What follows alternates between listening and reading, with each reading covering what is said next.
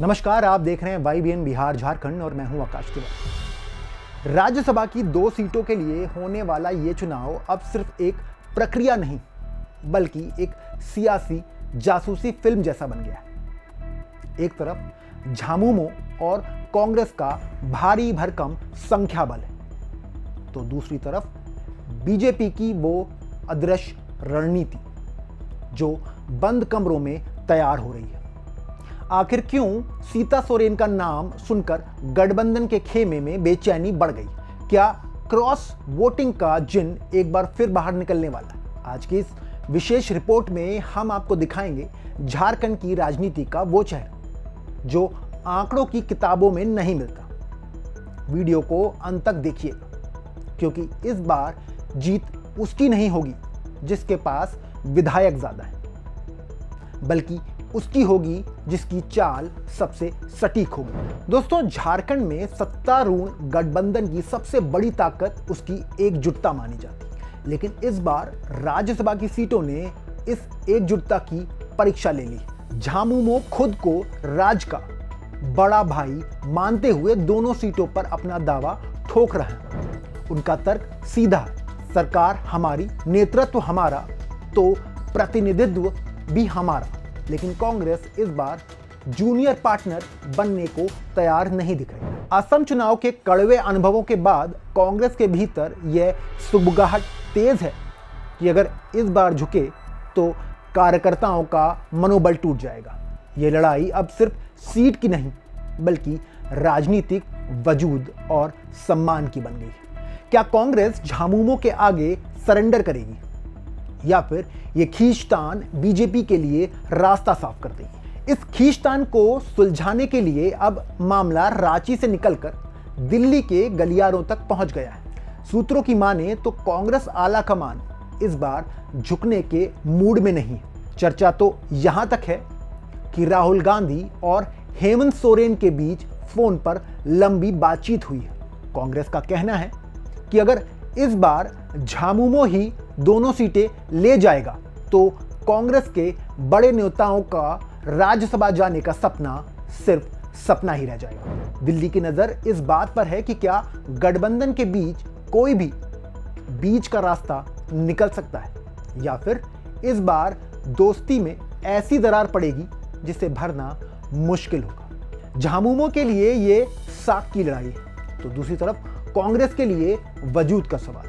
अब जरा गणित समझते हैं।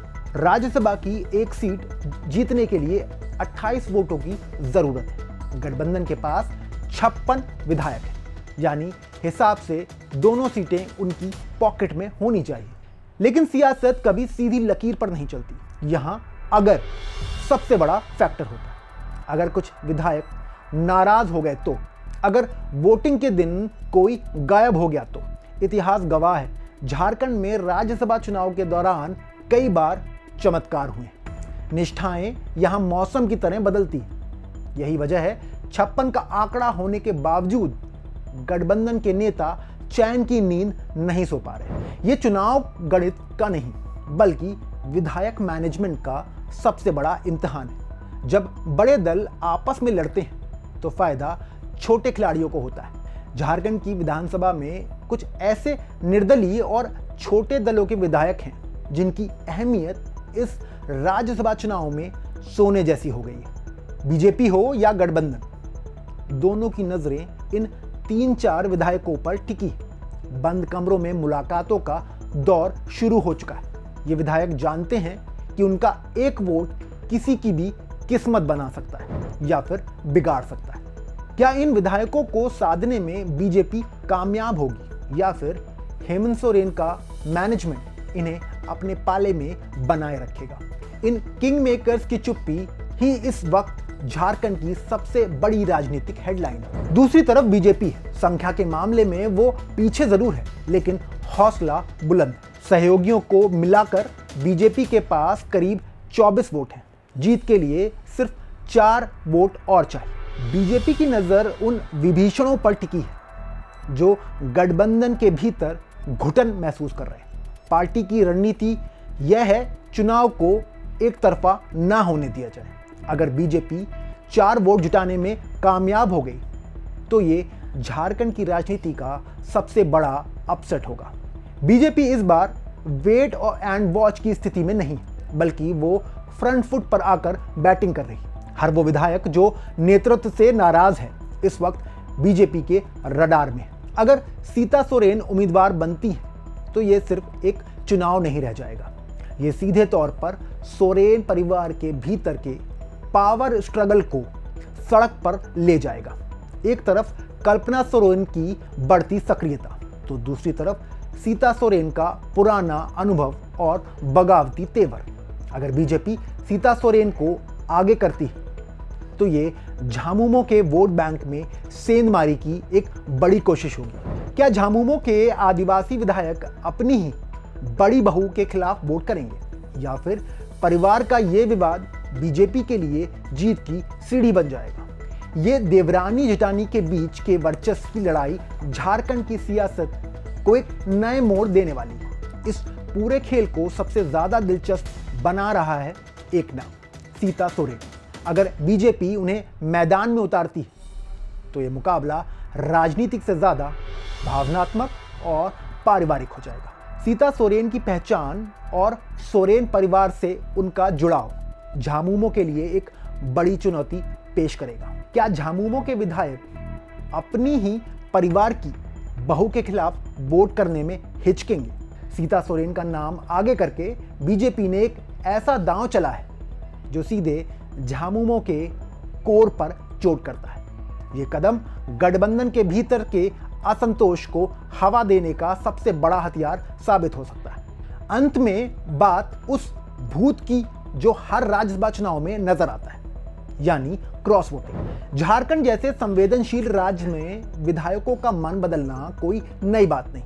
व्यक्तिगत महत्वाकांक्षा, नेतृत्व से नाराजगी या फिर कोई बड़ा ऑफर। क्रॉस वोटिंग के पीछे कई कारण हो सकते हैं। बीजेपी इस संभावना को एक बड़े अवसर के रूप में देख रही है। ये चुनाव बैलेट पेपर से ज्यादा बैकडोर पॉलिटिक्स का इम्तिहान है। एक एक वोट की कीमत इस वक्त करोड़ों में आंकी जा रही है। अगर सत्ता पक्ष अपने कुनबे को नहीं बचा पाया तो यह हार उनके लिए सिर्फ एक सीट का नुकसान नहीं, बल्कि आने वाले विधानसभा चुनाव से पहले एक बहुत बड़ा राजनीतिक झटका होगी। ये चुनाव सिर्फ रांची तक सीमित नहीं, इसकी गूंज दिल्ली तक सुनाई देगी। असम चुनाव के बाद जिस तरह से गठबंधन के भीतर मतभेद उभरे हैं, उसे देखते हुए कांग्रेस हाईकमान भी फूंक फूंक कर कदम रख रही है। अगर यहां गठबंधन हारता है तो इसका सीधा असर भविष्य के सीट शेयरिंग फॉर्मूले पर पड़ेगा। बीजेपी के लिए यह जीत एक संजीवनी की तरह होगी, जो ये साबित करेगी कि सरकार के भीतर सब कुछ ठीक नहीं। इसलिए दोनों तरफ के चाणक्य इस वक्त अपनी अपनी गोटियां सेट करने में लगे। नजरें टिकी हैं उन निर्दलीय और छोटे दलों के विधायकों पर जो इस पूरी जंग को किंग मेकर की भूमिका निभा सकते हैं। राज्यसभा चुनाव से ठीक पहले झारखंड में केंद्रीय एजेंसियों की हलचल भी बढ़ गई। अक्सर देखा गया है कि चुनाव से पहले विधायकों पर दबाव बनाने के लिए कई तरह के हथकंडे अपनाए जाते हैं। गठबंधन का आरोप है कि बीजेपी एजेंसियों का डर दिखाकर उनके विधायकों को तोड़ना चाहती है। वहीं बीजेपी का कहना है कि जो भ्रष्टाचार में डूबे हैं वो डरे हुए, विधायकों के फोन बंद हो रहे हैं, गुप्त बैठकें हो रही और यहां तक कि कुछ विधायकों को सेफ हाउस में भेजने की चर्चा भी तेज है। क्या इस डर के माहौल में कोई विधायक बगावत की हिम्मत जुटा पाएगा? 12 अप्रैल के करीब आते आते ये सस्पेंस और भी ज्यादा गहराने वाला है। तो दोस्तों, झारखंड की इस बिसात पर शय और मात का खेल शुरू हो चुका है। क्या सोरेन परिवार की एकजुटता सीता सोरेन के दांव को फेल कर पाएगी? क्या कांग्रेस अपने सम्मान के लिए झामुमो से टकराएगी? अपनी राय कमेंट बॉक्स में जरूर दें। क्या आपको लगता है कि बीजेपी 4 वोट जुटाकर कोई बड़ा चमत्कार करने वाली है? झारखंड की राजनीति के हर छोटे बड़े अपडेट के लिए देखते रहिए YBN बिहार झारखंड। और अगर अभी तक आपने हमारे चैनल को सब्सक्राइब नहीं किया है तो इसे अभी करें और बेल आइकन का बटन दबाना ना भूलें। मिलते हैं अगले वीडियो में, तब तक के लिए जय हिंद, जय भारत।